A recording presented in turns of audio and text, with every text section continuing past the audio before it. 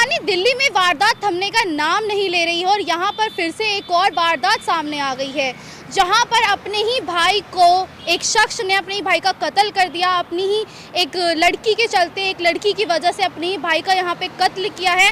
इस वक्त मैं मौजूद हूँ दिल्ली के इंडिया गेट के पास में, जहाँ पर बताया जा रहा है कि किसी लड़की की वजह से यहाँ पर दोनों भाइयों के बीच में हाथापाई हुई और हाथापाई के बीच में एक शख्स ने अपने दूसरे भाई का गला रेतकर यहाँ पे हत्या कर दी है।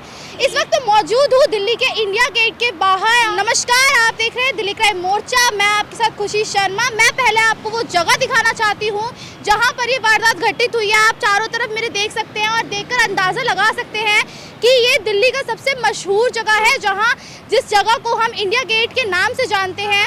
यहाँ पर कल रात में एक आइसक्रीम वाले को चाकू रेतकर उसके ही परिवार के एक सदस्य ने उसकी जान ले ली है। मैं आपको वो जगह दिखाती हूँ जहाँ पर उस व्यक्ति की जो आइसक्रीम की गाड़ी है वो खड़ी थी और कहाँ पर उसके जो खून के स्पॉट है वो नजर आए हैं।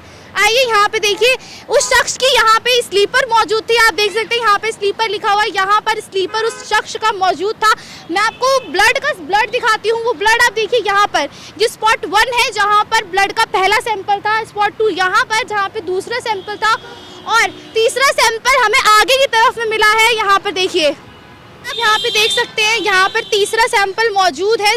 बताया जा रहा है कि वो दोनों भाई एक ही परिवार के सदस्य थे। बताया जा रहा है दोनों का जो संबंध था आपस में चाचा ताऊ के बेटे लगते थे और सुनने में ये भी आया है कि दोनों के बीच एक लड़की को लेकर काफ़ी ज़्यादा समय से कुछ अनबन चल रही थी, जिसके कारण दूसरे भाई ने अपने भाई को दारू के नशे में डुबोकर खूब ज़्यादा दारू पिला दी और उसके बाद में उसका चाकू से उसके गले पे और चेहरे पे वार कर उसकी जान ले ली। सुनने में ये भी आया है कि उसका मकसद उसको मारना नहीं था, सिर्फ उसको डराना धमकाना था, लेकिन यहाँ पर उसने उसकी हत्या कर दी है। पुलिस ने वारदात की खबर मिलते ही पुलिस ने उस अपराधी को पकड़ा और साथ ही उस लड़की को भी अरेस्ट किया है, जिनकी वजह से ये पूरी वारदात घटित हुई है। यहाँ पर बताया जा रहा है कि जो शख्स जिसकी मृत्यु हुई थी उसका नाम प्रभात कुमार है। प्रभात कुमार यूपी में इटावा के रहने वाले थे, 23 वर्षीय थे। अभी उनके परिवार के बारे में और वो शादीशुदा थे या नहीं थे, इन सब के बारे में हमें कोई जानकारी प्राप्त नहीं हुई है। लेकिन हैरान करने वाली बात ये है कि इतनी छोटी सी बात को यहाँ पर लेकर चाकू से मारकर हत्या कर दी गई है। सवाल यहाँ पे जनता की सुरक्षा को लेकर सबसे बड़ा सवाल यहाँ पे उठता है, क्योंकि इस वक्त हम मौजूद है इंडिया गेट पे।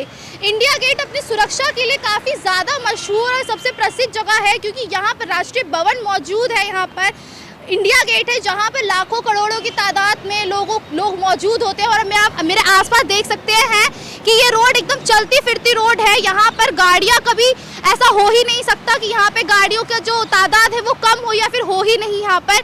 तो फिर ऐसे में एक नॉर्मल इंसान पे, एक सामान्य व्यक्ति के ऊपर सरेआम यहाँ पर चाकू से वार कर उसकी जान ली गई है।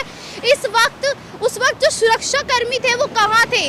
उनके मौजूदगी में, उनके तैनाती में यहाँ पर इतना बड़ा हादसा हो गया। और आप बगल में देख सकते हैं ये चिल्ड्रंस पार्क है यहाँ पे।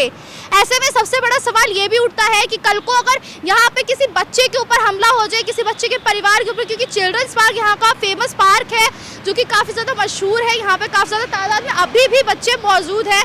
तो ऐसे में सबसे ज़्यादा सवाल उठता है यहाँ की सुरक्षा को लेकर कि इतने मशहूर जगह पे, जो कि दिल्ली का इंडिया गेट इतना मशहूर है, यहाँ पर सुरक्षा इतनी कम क्यों थी उस समय कि एक व्यक्ति की जान यहाँ पे चली गई और कोई उसे बचाने तक नहीं आया।